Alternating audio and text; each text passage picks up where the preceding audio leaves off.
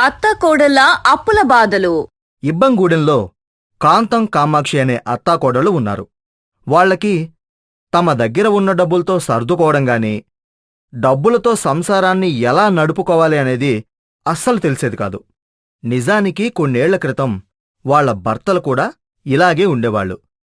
దానితో ఎక్కడ పడితే అక్కడ వాళ్లు అప్పులైపోయి ఉన్న సమయంలో ఎవరో పెద్ద మనసుతో ఆ మగవారిద్దరికీ కువైట్లో చిన్న చిన్న ఉద్యోగాలు ఇప్పించారు.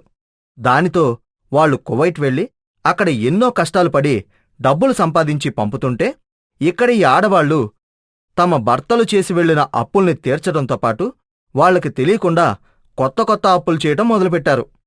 ఒకరోజు కోడలు కామాక్షి తన అత్తగారితో, అత్తయ్య, మా ఫ్రెండ్ పార్వతి ఉంది కదా, వాళ్ళ పొలం ఒకటి తక్కువ ధరలో అమ్మేస్తున్నారంట అత్తయ్య. వాళ్ళు ఈ ఊరు వదిలి వెళ్ళిపోతున్నందుకు అలా చేస్తున్నారంట. కాబట్టి ఏ అప్పో చేసి మనం ఆ పొలం కొనుక్కున్నామనుకోండి, ఒక 3 నెలలయ్యాక కాస్త ఎక్కువ ధరకే ఆ పొలం మనం అమ్మేసుకోవచ్చు. లేదంటే దాన్ని తాకట్టు పెట్టి ఎప్పుడైనా మళ్ళీ అప్పు తీసుకోవచ్చు. అమ్మో, మళ్ళీ అప్పెందుకే? ఇప్పటికే మీ మావయ్యకి అబ్బాయికి తెలియకుండా ఏవో ఒక అప్పులు చేస్తున్నాము. ఈ అప్పు తీర్చడానికి ఆ అప్పన్నట్టు ఉంది మన పరిస్థితి. ఇప్పుడు మరో కొత్త అప్పు చేసి ఆ పొలము అది కొనడం మనకు అవసరమా చెప్పు? అవసరమే అత్తయ్య. మొన్న ఎక్కడో ఎవరో మాట్లాడుకుంటుంటే విన్నాను. మరో 2-3 ఏళ్లలో మన ఊరిని హైవేకి కలిపే రోడేదో వేస్తున్నారంట. ఆ రోడ్డిప్పుడు నేను చెప్పిన పార్వతి వాళ్ళ పొలం మీద నుండే వెళ్తుందంట. కాబట్టి అలాంటి సమయంలో ఆ పొలం విలువకి 3-4 రేట్లు ఇచ్చి గవర్నమెంటు పొలాన్ని కొనుక్కుంటుందంటత్తయ్య. అలా ఏదైనా జరిగితే మనం లాభపడాలి కదా. అందుకే ఇప్పుడు అప్పు చేసి ఆ పొలం కొన్నామనుకోండి, రేపు మనకే లాభం అంటూ ఉన్నచోట ఉండకుండా లేనిపోని అత్యాశలకి పోవాలని రెచ్చగొట్టింది కోడలు. అలా కోడలు రెచ్చగొట్టినంత మాత్రాన అత్తగారు రెచ్చిపోతుందా అనే సందేహం అక్కర్లేదు. ఎందుకంటే అత్త కాంతంకి కూడా ఫైనాన్షియల్ మేనేజ్మెంట్ సరిగా రాదు. కనుక కోడలు గాలిలో చూపించే అంతస్తులు నిజమనుకుని ఆ ఊరి ప్రెసిడెంట్ గారి దగ్గర ఈ పొలం నిమిత్తం కొత్త అప్పు అడిగారు. మీరు చెప్పింది బానే ఉంది, కానీ ఇప్పటికీ మీరు చాలా అప్పులు చేశారని ఊళ్ళో అందరూ అనుకుంటున్నారు. అలాంటి సమయంలో ఇప్పుడు మీకు కొత్తగా అప్పేంటి? అలా అనకండి ప్రెసిడెంట్ గారు. మేము ఎక్కువ అప్పులు చేసిన మాట వాస్తవమే, కాని ఇప్పటి వరకు తీర్చకుండా ఉన్న అప్పు ఒక్కటీ లేదు. ఎలాగైనా ప్రతి అప్పు తీర్చేస్తున్నామండి మేము. ఇప్పుడు ఇది కూడా అలాంటి అప్పేనండి. కానీ ఇప్పుడు మీకు అంత కొంపల మీదకొచ్చే ఖర్చేంటా అని. అది మా అత్తయ్యకి ఈ మధ్య కాస్త అనారోగ్యంగా ఉంటుంది ప్రెసిడెంట్ గారు. అందుకే టెస్టులకి మందులకి కావాలని ఈ డబ్బు తీసుకుంటున్నాము. పైగా పట్నంలో మంచి ఆసుపత్రిలో చూపించాలి కదా. అందుకే అంత డబ్బు అవసరము. ఆరోగ్య విషయమా? అలా అయితే అశ్రద్ధ చేయకూడదులేమ్మా. ఇప్పుడే తక్కువ వడ్డీకి మీకు డబ్బులిస్తాను, తీసుకెళ్ళండి. కాని అంతకన్నా ముందు ప్రామిసరీ నోటు మీద సంతకం చేయాలి మీరు అని చెప్పి వెళ్ళి మొదట ప్రామిసరీ నోటిచ్చి అందులో అత్తాకోడళ్లు సంతకాలు తీసుకుని తర్వాత వాళ్ళు అడిగినంత డబ్బిచ్చి పంపించాడు. ఆ అప్పు చేసిన డబ్బుని చెంగుచాటును దాచుకుని ఇంటికి వెళుతూ దారిలో, ఏమే కోడలా, ఆ ప్రెసిడెంట్కి ఎందుకని నాకు అనారోగ్యమని అబద్ధం చెప్పావు? మనం పొలం కొనుక్కోడానికి కాదా అప్పడిగింది? అయ్యో అత్తయ్య, మనం ఆ పొలం గురించి డబ్బులు అడిగామనుకోండి, ఈ పెద్ద మనిషి మనకింత తక్కువ వడ్డీకి అప్పు ఇవ్వకపోగా అతని కన్ను ఆ పొలం మీద పడే ఛాన్స్ ఉంది. చేతిలో డబ్బులున్న మనిషి కనుక ఆ పొలం కొనుక్కోవాలనుకుంటే టక్కున కొనిస్తాడు. అందుకే అలా అబద్ధం చెప్పాను. అయినా ఈ ప్రెసిడెంట్ సంగతి నాకు తెలుసు కదా, కాస్త జాలిగుండె మనిషి. అందుకే అనారోగ్యమంటే త్వరగా అప్పిస్తాడని అలా చెప్పానులేండి. పదండి, వెళ్ళి ఈ డబ్బు కట్టి ఆ పొలం కొనేసుకుందాము అని హడావిడిగా వెళ్లి చూస్తే అప్పటికే ఆ పొలానికి ఎవరో బయానే ఇచ్చారని చెప్పింది పార్వతి. నేనేం చేయని, మీకన్నా ముందుగానే ఎవరో సగం డబ్బు బయానా ఇచ్చేశారు. మిగతాది కూడా ఈరోజు సాయంత్రానికి తెచ్చి కట్టేస్తామన్నారంట. అందుకే నాన్న వాళ్ళకే పొలాన్నిచ్చేశాడు అంటూ చావు కబురు చల్లగా చెప్పింది. అందుకే అత్తాకోడళ్ళు తమ ఇంటికి వెళ్లారు. అక్కడ ఆ రాత్రికి ఒకరితో ఒకరు, కోడలా, ఇప్పుడా పొలం లేదు కనుక ఈ డబ్బు ప్రెసిడెంట్కి ఇచ్చేద్దామంటే అలా చేస్తే మనం ఏదో మోసం చేశామనుకుంటాడత్తయ్య. అందుకే తీసుకున్న అప్పు ఎలాగూ చేతిలోనే ఉంది కదా, అందుకే ఈ డబ్బులతో వేరే అప్పులేవైనా తీర్చి కాస్త వడ్డీ భారం తగ్గించుకున్నామనుకోండి, ఆ డబ్బులతో ఈ అప్పుకి వడ్డీ కట్టొచ్చు అంటూ తమకి అవసరం లేకపోయినా ఆ కొత్త అప్పుగా వచ్చిన డబ్బుని వాడకంలో పెట్టేశారు. ఈ విధంగా సుఖాన ఉన్న ప్రాణాన్ని కష్టాన్న పెట్టుకోవడంలో ఈ అత్తాకోడళ్ళు ముందుంటారు. చివరికి 1 నెల గడిచింది. ప్రెసిడెంట్కి సమయానికి వడ్డీ కట్టలేకపోయారు వాళ్ళు. అప్పుడు మొదటి నెలలోనే ఆ పెద్ద మనిషి ఇంటి మీదకొచ్చి, ఏవమ్మా, ఏమైంది? మొదటి నెలలోనే తీసుకున్న అప్పుకి వడ్డీ కట్టడానికి డబ్బుల్లేవా? లేకపోతే మీరు కొన్న పొలానికి రేటు పెరిగాకే అమ్మేసి నాకు అప్పు కడదామనుకుంటున్నారా? అనేసరికి ఆ అత్తాకోడళ్ళిద్దరూ షాక్ అయ్యారు. ఆపండమ్మా మీ వెధవ నాటకాలు. నా దగ్గరేమో ఆరోగ్యం బాలేదని అబద్ధాలు చెప్పి తక్కువ వడ్డీకి అప్పు తీసుకుని పొలాలు కొనుక్కున్నారా? పొలాలు పొలం ఏంటి ప్రెసిడెంట్ గారు? అయ్యో, ఆ పొలం మేము కొనలేదండి. మేము కొనాలనుకునేసరికి ఎవరో దాన్ని కొనేసుకున్నారు. అది సంగతి. ఎవరో కొన్నారు కనుక మానేశారు. లేదంటే ఆ పొలం కొనడానికే కదా నా దగ్గర డబ్బులు తీసుకున్నారు. అందుకే నేను వడ్డీ రేటు పెంచుతున్నాను. ఇప్పుడు వడ్డీ 10 రూపాయలు. కాబట్టి 10 రూపాయల చొప్పున నాకు మొదటి నెల వడ్డీ ఇవ్వండి. అదేంటి, మేమప్పు తీసుకున్నప్పుడు 3 రూపాయలే కదా, ఇప్పుడు 10 రూపాయలంటారేంటి? మరి అప్పు తీసుకున్నప్పుడు కూడా ఆరోగ్యం బాలేదని అబద్ధం చెప్పారు కదా. ఏదో నా అదృష్టం బావుండి మీరు చెప్పిన అబద్ధం నాకు తెలిసింది. లేదంటే మీ లాభం కోసం నేను వడ్డీ నష్టపోయేవాణ్ణి కదా అంటూ చాలా రార్దాంతం చేసి పీకల మీద కూర్చుని 10 రూపాయల వడ్డీ చొప్పున వడ్డీ వసూలు చేసుకుని వెళ్ళాడు. ఇంకది మొదలు ఆ అత్తాకోడళ్ళకి అప్పుల కష్టాలు బాగా పెరిగిపోయాయి. ఇన్నాళ్ళు అవసరం ఉన్నప్పుడు అప్పులు చేశారు. ఏదోలా తిప్పలు పడి ఆ అప్పులు తీర్చారు. కాని ఇప్పుడు ఈ ప్రెసిడెంట్ దగ్గర అప్పు మాత్రం వాళ్ళకి చాలా బాధల్ని మిగిల్చింది. మనం చాలా తప్పు చేశామే కోడలా. ఉన్నదానిలో సర్దుకోకుండా అప్పుడు మనం మగవాళ్ళున్నప్పుడు ఏ తప్పు చేశామో ఇప్పుడు వాళ్ళు లేనప్పుడు మనం కూడా అలాంటి తప్పే చేశాము. అందుకే అంటారేమో పెద్దోళ్ళు, అప్పు చేసి గంజి తాగడం కన్నా పస్తువులుండి నీళ్లు తాగినంత సుఖముండదు ప్రాణానికి అని. అలా నెలకి నెల గడుస్తున్న కొద్దీ ప్రెసిడెంట్ దగ్గర తీసుకున్న అప్పు ఆ అత్తాకోడళ్ళకి పెద్ద ముప్పైపోయింది. అందుకే ఆ అప్పుల బాధ నుండి తప్పించుకోడానికి ఏ దారి లేక, అత్తయ్య, ఈ ప్రెసిడెంట్ మన పరువు తీస్తున్నాడు. అందుకే ఇతనికి దూరంగా మనం ఈ ఊరు వదిలి వెళ్ళిపోదామత్తయ్యా కొంతకాలం. అయ్యో, అది తప్పు కదే. అయినా తప్పదత్తయ్య, ప్రతి నెల వడ్డీ డబ్బులు పీకల మీద కూర్చొని వసూలు చేస్తున్నాడు. మన కర్మకాలి ఇతగాడి దగ్గర అప్పు చేశామనిపిస్తుంది. అందుకే మనం కొంతకాలం ఊరు వదిలి వెళ్ళిపోదామత్తయ్యా. నా మాట వినండి. అర్ధరాత్రి దాటాక ఊరంతా సర్దుకున్నాక ఊరు దాటిపోదాము అంటూ తాము చేసిన అప్పులే తప్పులనుకుంటే ఇప్పుడు ఇంకో పెద్ద తప్పు చేయడానికి సిద్ధపడ్డారు.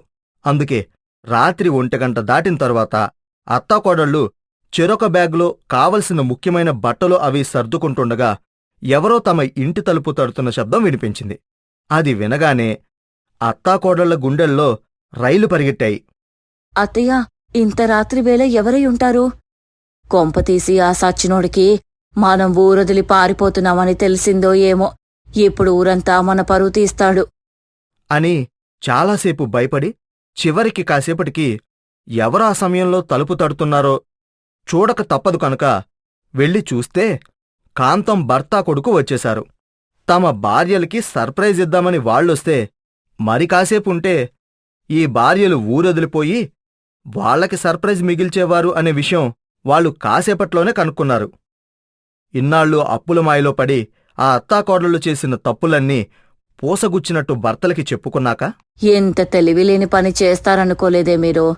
సర్లే, ఇలా ఊరొదిలిపోతే మళ్ళీ మన ఊర్లో తలెత్తుకోగలమా? మేము సంపాదించి తెచ్చిన డబ్బులున్నాయి. వాటితో ఆ ప్రెసిడెంట్ అప్పే కాదు, ఉన్న అన్ని అప్పులు తీర్చేద్దాం.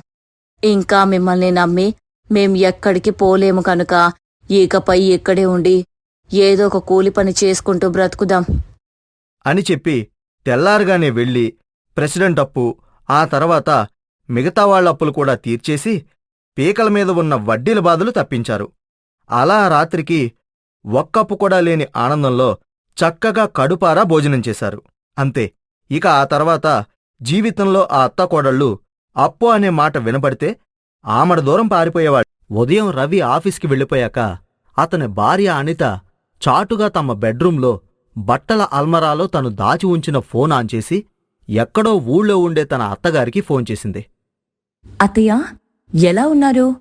ఏదో ఉన్నానులే అమ్మా. ఇంతకీ నువ్వు అబ్బాయి బాగున్నారు కదమ్మా? అబ్బాయికి ఇంకా నా మీద అలాగే కోపం తగ్గలేదు కదా? అవునత్తయ్య, అదేంటో నేను ఎంత ట్రై చేసినా ఆయన దృష్టిలో మీ మీదున్న కోపాన్ని పోగొట్టలేకపోతున్నాను. అసలు మీ పేరెత్తితేనే మండిపోతున్నారు.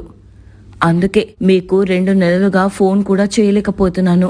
చాటుగా ఆయనకి తెలియకుండా చేయాలి కదా, అందుకే కుదరలేదు అంటూ తన అత్తగారి మీద ఉన్న ప్రేమ గౌరవం కొద్దీ చాలా కాలం తర్వాత ఫోన్ చేసినందుకు ఒంటరిగా ఆ ఊళ్ళో ఆమె పడుతున్న కష్టాలు తెలుసుకుని కంటతడి పెట్టుకుంది ఆ కోడలు.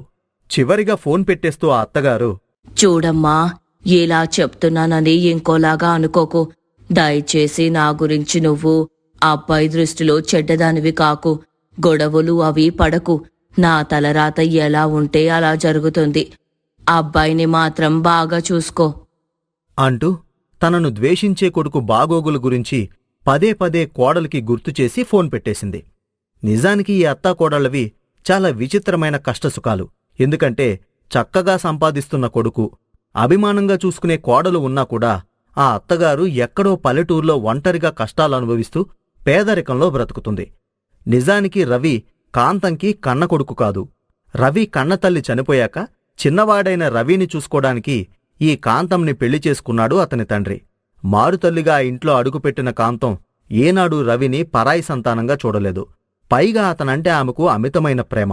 కాని ఏం చేస్తాం, ఎవరో చెప్పుడు మాటలు విని రవి చిన్నప్పట్నుండి తన సవతి తల్లి మీద కోపాన్ని పెంచుకుంటూ వచ్చాడు. అలా పెరిగిన ఆ అభిప్రాయం ఆమె మీద ద్వేషంగా మారింది. ఇంక తండ్రి చనిపోయాక అంత ప్రాణంగా ప్రేమించిన సవతి తల్లిని కష్టాలకి వదిలేసి తన భార్యతో తాను చాలా దూరం వచ్చేసి వేరే కాపురం పెట్టుకుని సుఖంగా బ్రతుకుతున్నాడు. అవతల తనకి సవితి కొడుకైన రవి తప్ప మరో చూసే దిక్కులేని కాంతం మాత్రం ఎన్నో కష్టాలు అనుభవిస్తూ గంజినీళ్లకు కూడా ఇబ్బంది పడుతూ బ్రతుకుతుంది. అనిత, కార్ డాష్బోర్డ్లో 10 లక్షలున్నాయి. అవి తీసుకొచ్చి లోపల పెట్టు. ఇంకో విషయం, మనం సాయంత్రం ఒక పార్టీకి వెళ్ళాలి. రెడీగా ఉండు. పార్టీనా? ఇవాళ శుక్రవారం కదండి, నేను ఎలా రాగలను? మళ్ళీ ఇదొకటుందా? అసలు నువ్వు ఎప్పుడు ఏ పార్టీకి పోదామన్నా ఏదో ఒక వారం పేరు చెప్తావు. పోనీ సరదాగా వీకెండ్స్లో అలా బయటికి తిరుగుదామంటే అప్పుడు ఇంకేదో చెప్తావు. నీకేమైనా పార్టీలన్నా బయట ఫుడ్ అన్నా ఎలర్జీ ఉందా ఏంటి? చచ్చా, నాకలాంటివేమీ లేవు. కానీ ఇంకొకసారి మనం చూద్దాం. ఈసారికి మీరు వెళ్ళేసి రండి అంది. నిజానికి అనిత చాలా గొప్ప కోడలు. ఎందుకంటే తన అత్తగారికి ఏ లోటు లేకుండా చూసుకోవలసిన తన భర్త రవి ఆమె మీద ఉన్న కోపం వల్లో, మిస్అండర్స్టాండింగ్ వల్లో కన్నతల్లిలా పెంచిన ఆమెని ద్వేషిస్తుంటే ఈ కోడలు మాత్రం వాళ్ల మధ్య దూరాన్ని తగ్గించాలని పెళ్లైన కొత్తలో చూసింది. కాని ఆ మూర్ఖశిఖామణి మొండితనం చూసి ఆ ప్రయత్నం చేయటం వల్ల తను తన భర్తకి దూరమైపోతానని గ్రహించి అలాంటి పనులు మానేసింది.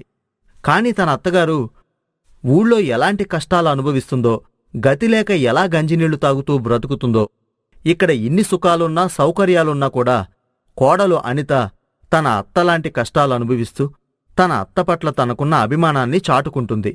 కొన్నాళ్ల తర్వాత ఒకరోజు అనిత తన భర్త రవితో, ఏవండి, ఊర్లో అత్తయ్యగారికి ఆరోగ్యం ఏం బాగోలేదంట. కనీసం నేనైనా ఒకసారి వెళ్ళి చూసొస్తానండి అనేసరికి రవికి ఎక్కడ లేని కోపం వచ్చేసింది. అనిత, నీకెన్నిసార్లు చెప్పాను నేను?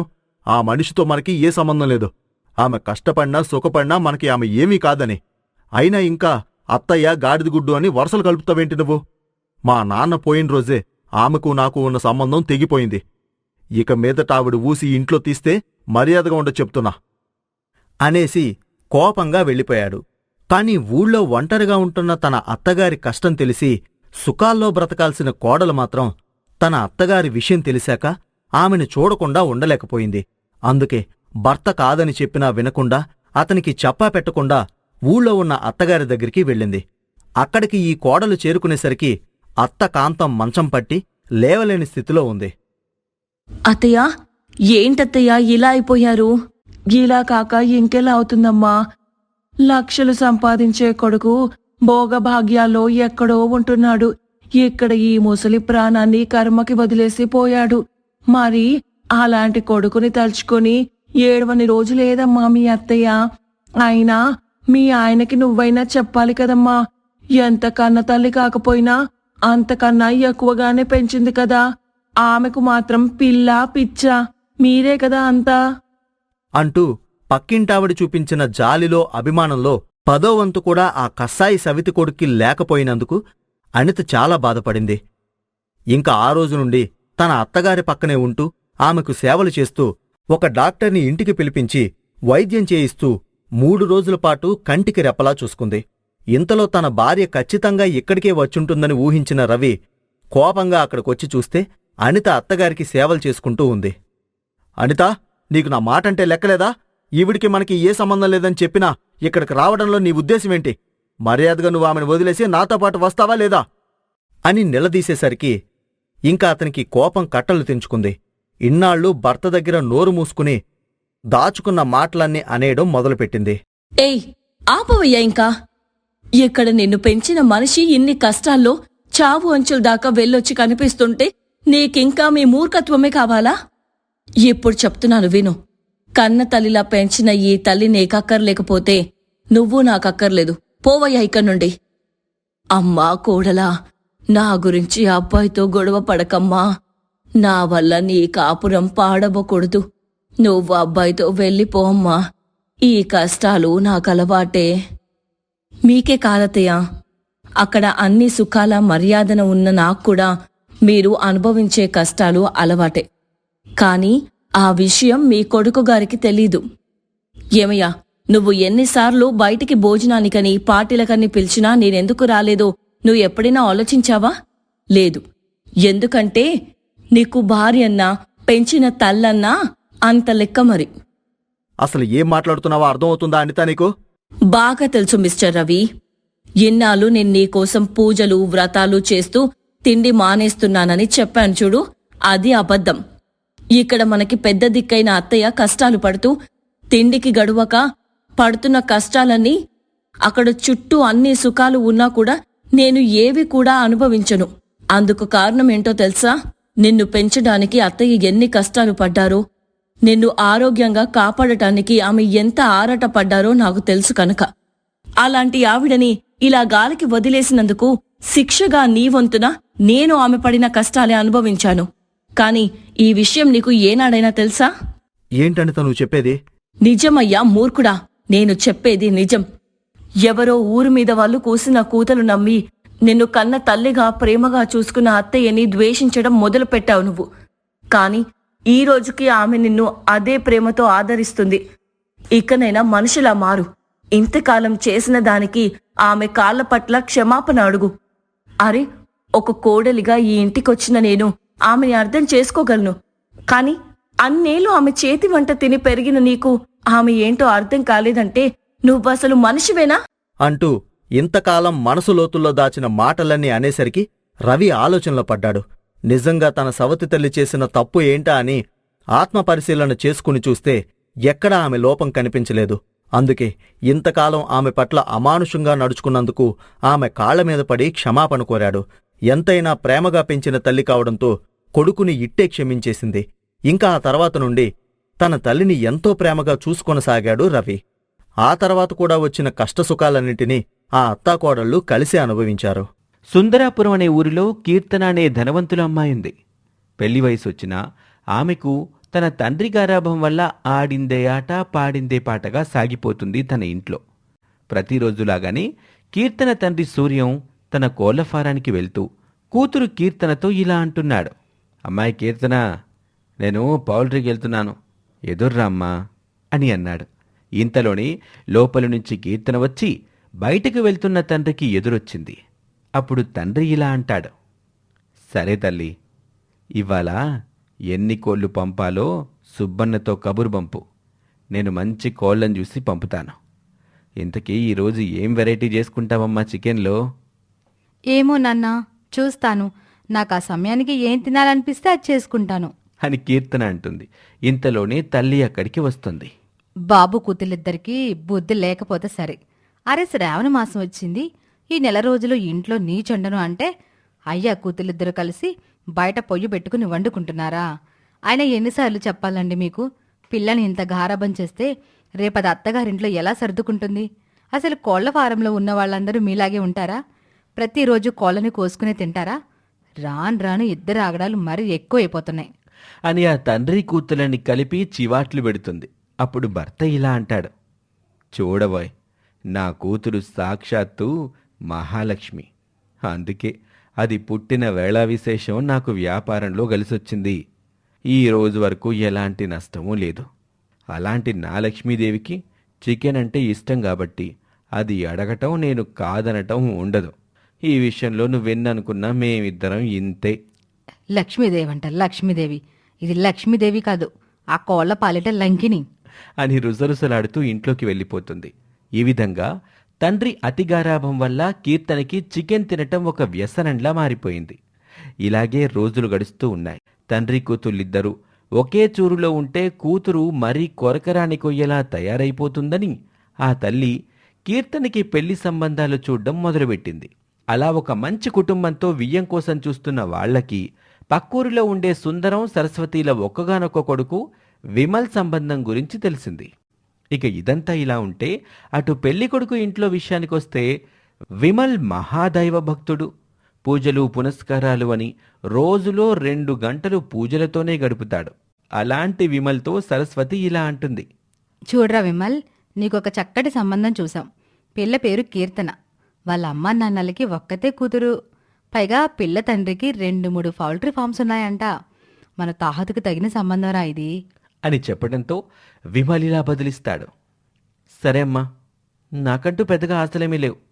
ఈ ఇంటి కోడలు రోజుకి 2 పూటలా దేవుడికి దీపం పెడుతూ నిత్య దైవనామస్మరణతో బ్రతికేదైతే చాలు అని తన అభిప్రాయాన్ని చెప్పాడు.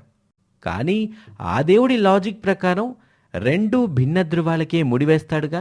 అలాగే వారం నియమం అని కూడా లేకుండా నీచు తినే కీర్తనకి, పూజలు పట్టింపులు అనుకునే విమల్కి ముడిపెట్టేశాడు. దీంతో కొత్త కోడలిగా కీర్తన అత్తవారింట్లో అడుగుపెట్టింది. ఇక అది మొదలు ప్రతిరోజు ఒక్కొక్క వెరైటీ చికెన్ కావాలని అడగలేక ఏదో ఒక వంక పెట్టుకుని బయటికెళ్ళి చికెన్ తినేసి వచ్చేది ఆ చికెన్ పిచ్చి కోడలు. కానీ ఇంట్లో మాత్రం ఎవ్వరికీ అనుమానం రాకుండా వారాలు నియమాలు పాటిస్తూ ఉండేది. ఇలా కొద్ది రోజులు గడిచాక కూతురు తీరు చూసిన ఆమె తల్లి తన వియ్యపురాలని కలిసి ఇలా అంటుంది, వదినా, మీకు మా అమ్మాయి గురించి ఒక విషయం దాచాము. నిజానికి ఇదేమీ పెద్ద విషయం కాదనుకున్నాం. పిల్ల అత్తగారింటికొచ్చాక మారుతుందనుకున్నాం, కానీ రాను రాను ఈ పిల్ల తీరు చూస్తుంటే నాకు భయం వేసి మీకు చెబుతున్నాను. మా కీర్తనకి చిన్నప్పటి నుండి వాళ్ళ నాన్న గారాబం వల్ల నీచు లేకపోతే ముద్ద దిగదు. రోజు ఏదో ఒక వెరైటీ చికెన్ తింటేనే దానికి రోజు గడుస్తుంది. కానీ ఇక్కడ అల్లుడు గారిని చూస్తే పూజలవి బాగా చేస్తారు. కానీ ఈ పనికి మాలింది మీకు తెలియకుండా బయటికి పోయి చికెన్ తినేసి వస్తుంది. ఇది ఇంకా దాచిపెడితే పాపం నా జుట్టుకుంటుంది. అందుకే ఇప్పటికైనా చెప్తున్నాను, పెద్ద మనసుతో నన్ను నా కూతుర్ని క్షమించండి వదినా అని అసలు విషయం చెప్పింది. ఇక అప్పుడు సరస్వతి కూడా ఆవేశంగా కాకుండా నిదానంగా ఆలోచించి ఇలా బదిలిస్తుంది, చూడండి వదినా, అయిందేదో అయిపోయింది. మంచో చెడో వాళ్ళిద్దరికి రాసి పెట్టుంది, ముడిపడింది. కానీ నా కోడలి చికెన్ పిచ్చిని మాత్రం నేను ఇలా వదిలేయలేను.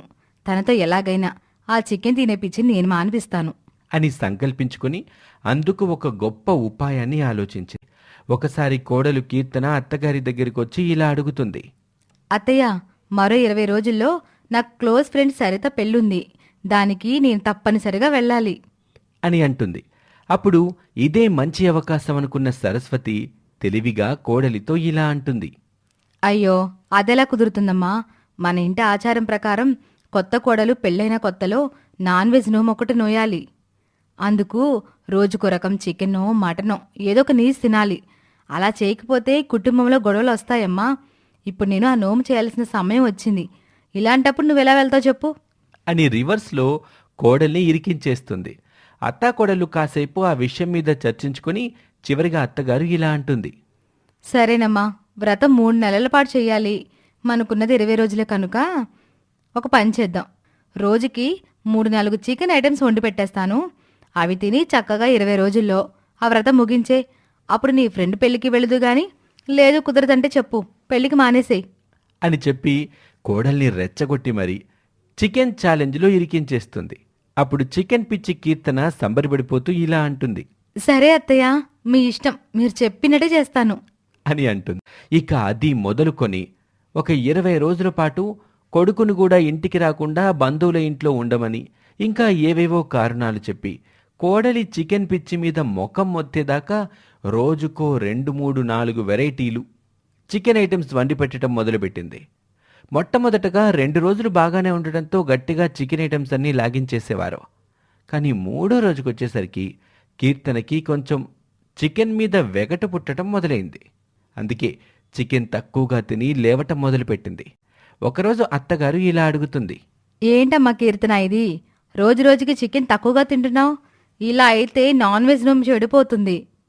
ఏం చేయమంటారు అత్తయ్య? మా ఇంట్లో ఉన్నప్పుడు చక్కగా రోజుకో రకం చేసుకుని ఇష్టంగా కడుపారా తినేదాన్ని.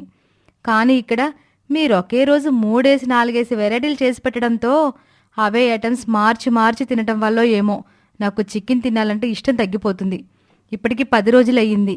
ఇంకా 10 రోజులు ఎలా నెట్టాలో అనిపిస్తోంది అని చెప్పేసరికి సరస్వతికి మనసులో సంతోషంగా అనిపించి ఇలా అనుకుంటుంది నాకు తెలిసే కోడల అతి సర్వదా వర్జయత్. నీలాంటి అతి కోడలకి ఇలాంటి పని చేస్తే ముఖం మొత్తాలనే ఈ వ్రతాన్ని కనిపెట్టి నీతో 20 రోజుల ఛాలెంజ్ నోమ్ చేయిస్తున్నాను అని మరో 3 రోజుల పాటు అలాగే యగాదిగా చికెన్ వండి పెట్టేసరికి కీర్తనకి అసలు చికెన్ మీదే విరక్తొచ్చేస్తుంది. అత్తగారు పెట్టిన చికెన్ ఛాలెంజ్లో ఓటమిని ఒప్పుకొని చక్కగా ముద్దపప్పు ఆవకాయ వేసుకుని కడుపారా తింటుంది. అలా మిగిలిన 5 రోజులు నాన్ వెజ్ జోలికి పోకుండా చక్కగా వెజ్ కూరలు తినేసరికి ఆమెకి నోటికి మంచి రుచి తెలుస్తుంది. అది మొదలుకొని చాలా ఏళ్లపాటు కీర్తన మళ్లీ చికెన్ జోలికి పోలేదు. ఈ విధంగా అత్తగారు తన కోడలికి పెట్టిన చికెన్ ఛాలెంజ్ వల్ల ఆమె చికెన్ పిచ్చి తగ్గిపోయింది. ఇది వాల్టీ స్టోరీ. మరొక స్టోరీలో మళ్ళీ కలుద్దాం. నమస్తే.